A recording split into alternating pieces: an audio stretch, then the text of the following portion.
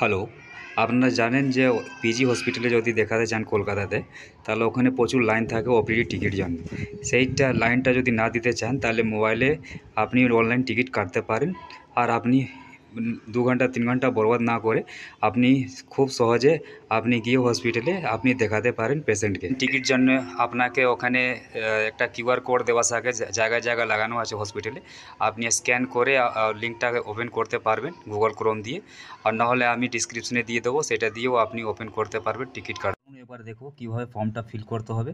সবথেকে উপরে আপনি এখানে নাম ফিল করবেন, তারপরে এখানে জেন্ডার সিলেক্ট করবেন, তারপরে এখানে মোবাইল নাম্বার দেবেন, তারপরে ইয়ার, যে ইয়ারে জন্মেছেন সেই ইয়ারটা দেবেন, তারপরে এখানে আধার নাম্বার দেবেন, এখানে কান্ট্রি সিলেক্ট করবেন।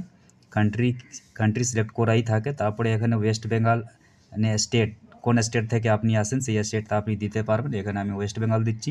তারপরে কোন ডিস্ট্রিক্ট থেকে না আপনি আসেন সেই ডিস্ট্রিক্টটা এখানে সিলেক্ট করতে হবে। এখানে দেখুন আমি যে কোনো একটা সিলেক্ট করছি, মুর্শিদাবাদ সিলেক্ট করলাম।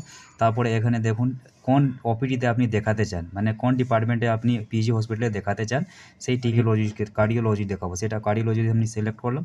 তারপরে সেভে ক্লিক করলাম। টোকান নাম্বার চলে এসেছে। এই টোকান নাম্বারটা গিয়ে কাউন্টারে বলতে হবে।